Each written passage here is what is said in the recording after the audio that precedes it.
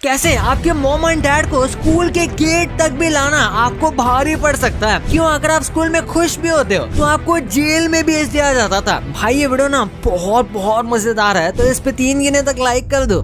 1 2 3 आपने कर दिया तो स्टार्ट करते हैं। Number 13 high fives. यार बचपन से हम अपने दोस्तों को हाई फाइज देते हैं, लेकिन सोचो आपके स्कूल में हाई फाइव देना ही बैन हो जाए। हम कुछ ऐसा ही हुआ कई स्कूल्स में। यहाँ हाई फाइव देने को बैन कर दिया गया। जो भी बच्चे हाई फाइव देते हैं उन्हें डिटेंशन में बैठा दिया जाता था, यानी कि इस चीज को बहुत स्ट्रिक्टली लिया जाता था, क्योंकि स्कूल का कहना था कि जब बच्चे हॉल में एक दूसरे को हाई फाइव देते हैं तो काफी ज्यादा शोर होता है। इस वजह से उन्होंने इस चीज को बैन कर दिया। अब हाई फाइव देना काफी नॉर्मल चीज है और कई लोग ऐसे ही इंटरैक्ट करते हैं, तो उन्हें इस चीज को बैन नहीं करना चाहिए था। और आवाज तो ऐसी कई चीजों में आ जाती है जो कि लिटरली कुछ भी होने पर हो सकती है, और इसी वजह से कई लोगों को ये बहुत ही डम रीजन लगा। Number 12 ketchup. आपने बिल्कुल सही सुना, फ्रांस के कई सारे स्कूल में केचप बैन है, यानी कि वहाँ पर आप टोमेटो सॉस नहीं खा सकते। भले ही अगर आप वो घर से लेकर आ रहे हो, और यहाँ की कैफेटेरिया में भी गलती से आपको टोमेटो सॉस देखने को भी नहीं मिलेगा। और इसका रीजन ये है कि फ्रांस क्विजीन को प्रोटेक्ट करना। यहाँ के कई लोगों का मानना है कि टोमेटो केचप जो है वो उनके फूड को बर्बाद कर रहा है, क्योंकि लोग उनके ट्रेडिशनल खाने को टोमेटो केचप के साथ खाते हैं, जिनके साथ इनके इमोशंस जुड़े हैं, और इसी वजह से यहाँ पर टोमेटो सॉस यूज नहीं होता। Number 11 Cheetos and homemade. India में तो ये स्नैक इतना ज्यादा पॉपुलर नहीं है, लेकिन बाहर की कंट्रीज में ये बच्चों का फेवरेट है। इस वजह से बच्चे इन्हें टिफिन यानी कि ब्रेक में खाने के लिए भी लेकर जाते हैं, पर स्कूल में इस चीज को बैन कर दिया, स्पेशली चीटोस को। और इसके पीछे काफी सॉलिड रीजन है। दरअसल चीटोस का न्यूट्रिशनल वैल्यू बहुत कम है, यानी कि बच्चों के पेट को खराब कर देता था, लेकिन ये न्यूट्रिशंस पूरे भी नहीं करता था। इसलिए इस चीज को बैन कर दिया गया, ताकि बच्चे अच्छा खाना लाएं, और अगर कोई स्नैक्स ला भी रहा है तो वो ऐसे हो जिसमें थोड़ा बहुत न्यूट्रिशन उन्हें मिले। लेकिन ऑब्वियसली बच्चे ये कहाँ समझने वाले थे, जिस वजह से बच्चे बहुत ज्यादा सैड हुए। फिर भी बैन को हटाया नहीं गया, और कुछ जगह पर होम फूड बना कर दिया गया, यानी कि आप घर से खाना ला ही नहीं सकते, बल्कि आपको स्कूल के कैफेटेरिया में जो मिलता है, यानी कि एक फिक्स डाइट वो स्कूल वाले ही देते थे, और आपको वही खाना पड़ता था। Number 10 red ink. Red ink से बस टीचर्स लिखते हैं, ये बात हम सबको पता है। टीचर्स मार्किंग करने के लिए, मार्क्स देने के लिए और चेक करने के लिए रेड पेन का इस्तेमाल करते हैं, खासकर पेपर में, और बच्चों के लिए ये यूज करना बैन है। पर अब टीचर्स के लिए भी कई जगह पर इसे यूज करना बैन किया गया है। सबसे पहले कोरिया, तो रेड पेन का यूज वहाँ पर बिल्कुल नहीं किया जाता, क्योंकि इसे बैड लक माना जाता है। और दूसरा रीजन ये भी है कि बाकी सारी कंट्रीज में अब देखा जा रहा है कि रेड कलर काफी ज्यादा नेगेटिव है, और बच्चों को देखकर हमेशा घबराहट सी होती है। तो पेपर चेक करने के लिए न्यूट्रल कलर्स जैसे कि ब्लू या ब्लैक का इस्तेमाल करने के लिए कहा जा रहा है। रेड कलर्स बच्चों को काफी नेगेटिव वाइब्स देता है। Number 9 games. स्कूल्स में हम पहले कई सारे कॉम्पिटिटिव गेम्स खेला करते थे, जैसे कि पकड़ा पकड़ी, डॉज बॉल, ऐसे बहुत सारे। लेकिन कई स्कूल्स में ये भी बैन होने की बात हो रही है, और कई स्कूल्स में तो ये बैन भी हो गया। और इसका रीजन लोग ये बताते हैं कि ऐसे स्पोर्ट्स में अक्सर बच्चों को चोट लग जाती है, और ऐसे में ये बच्चों के लिए अच्छा नहीं है, क्योंकि स्कूल एक प्रोटेक्टेड एनवायरनमेंट होना चाहिए। लेकिन उसी के साथ ये लोग भूल रहे हैं कि फिजिकल एक्टिविटी कितनी जरूरी है। इंजरी तो एक ऐसी चीज है जो कि पूरे लाइफ टाइम में होती रहती है, लेकिन उसका मतलब ये नहीं कि इसके डर से हम सब कुछ करना ही छोड़ दें। Number 8 self defence. बुली करना तो ऑब्वियसली सारे स्कूल्स में बैन है। ये तो काफी कॉमन नॉलेज है कि किसी भी स्कूल में इस चीज को टॉलरेट नहीं किया जाता, लेकिन उसी के साथ एक रूल ये भी होता है कि जो स्टूडेंट बुली हो रहा है वो रिटर्न में कुछ भी नहीं कर सकता। अगर वो ऐसा करता है तो स्कूल उसके खिलाफ भी एक्शन लेगी, यानी कि अगर आप बुली हो रहे हो तो जब तक आपके स्कूल या फिर एसोसिएशन के किसी भी व्यक्ति को पता नहीं चलता, तब तक आप उसके खिलाफ कुछ भी नहीं कर सकते। यानी कि आप खुद स्टैंड लेकर अपने लिए सेल्फ डिफेंस भी नहीं कर सकते। आप बस एक काम कर सकते हो, अथॉरिटी या फिर स्कूल के टीचर्स को इसके बारे में बताना, जो कि कई बार खुद काफी इनएफिशिएंट होता है। ऐसे में बच्चों को सेल्फ डिफेंस करने का अलाउंस देना चाहिए। इसी वजह से कई बच्चे पुलिस के अगेंस्ट खड़े नहीं हो पाते। Number 7 regular clothes. इंडिया में रहने की वजह से आपको कोई बड़ी बात नहीं लगेगी, क्योंकि इंडिया में तो हर कोई यूनिफॉर्म पहन कर ही जाता है, यानी कि यहाँ पर रेगुलर क्लोथ्स ना पहनना एक्चुअली में नॉर्मलाइज हो गया है। लेकिन बाहर के स्कूल में ऐसा नहीं है। वहाँ पर आप घर के कोई भी कपड़े पहन कर जा सकते हो, लेकिन अब धीरे धीरे वहाँ के लोग भी इस चीज को रिमूव करना चाहते हैं, यानी कि वो रेगुलर क्लोथ्स पर बैन लगा रहे हैं, और कई स्कूल्स में बैन लगा भी दिया। और वही कुछ बच्चे कहते हैं कि उन्हें रोज सेम बोरिंग सा यूनिफॉर्म नहीं पहनना, बल्कि उन्हें फ्रीडम कम चाहिए। Number 6 backpacks. हाँ भाई, अब स्कूल में बैकपैक्स भी बैन हो रहे हैं। यार यही तो एक ऐसी चीज है जो हर कोई स्कूल में लेकर जाता है, लेकिन फिर भी इस पर बैन लगे जा रहे हैं। कई स्कूल्स वाले कहते हैं कि बच्चे जो बड़े बड़े बैकपैक्स लेकर आते हैं उसकी वजह से उनके बैग पर काफी प्रेशर आता है। इसी के साथ ये बैकपैक्स कैरी करना, उसमें डेली बुक्स भरना, ये काफी ज्यादा झंझट का काम है। ऊपर से बैकपैक्स क्लास में काफी ज्यादा जगह भी लेते हैं, तो कई स्कूल अब इसे बैन करने वाले हैं। उसकी जगह पर बुक्स जो हैं वो स्कूल में ही रखे जाएंगे और बच्चे चाहें तो रिवीजन के लिए अपने बुक साथ लेकर जा सकते हैं। बाकी बुक अच्छे से स्कूल में स्टोर कर दी जाएगी या फिर बुक को रिप्लेस करके डिजिटल पैड का यूज किया जाएगा। Number 5 mom and dad. हाँ गाइस, आपने सही सुना, ये स्कूल्स में अब मॉम एंड डैड बोलना अलाउड नहीं हो सकता। यानी कि आप अपने पेरेंट्स के साथ कभी स्कूल में आए हो या फिर अपने पेरेंट्स के बारे में कोई बात कर रहे हो तो आप मॉम एंड डैड शब्द का इस्तेमाल भी नहीं कर सकते, खासकर वेस्टर्न स्कूल्स में। और इसका रीजन है जेंडर न्यूट्रल वर्ड। आपको पता होगा उन देशों में ट्रांस कपल्स फ्रीली शादी कर सकते हैं, रह सकते हैं, यहाँ तक कि बच्चे भी अडॉप्ट कर सकते हैं और पैदा भी कर सकते हैं। और इसी वजह से स्कूल्स का मानना है कि अगर आप मॉम एंड डैड जैसे जेंडर स्पेसिफिक वर्ड का इस्तेमाल करोगे तो LGBT कम्युनिटी स्पेशली ट्रांस लोगों के लिए यह ऑफेंसिव होगा। इसलिए उन्होंने जेंडर न्यूट्रल शब्द जैसे कि पेरेंट्स का इस्तेमाल करना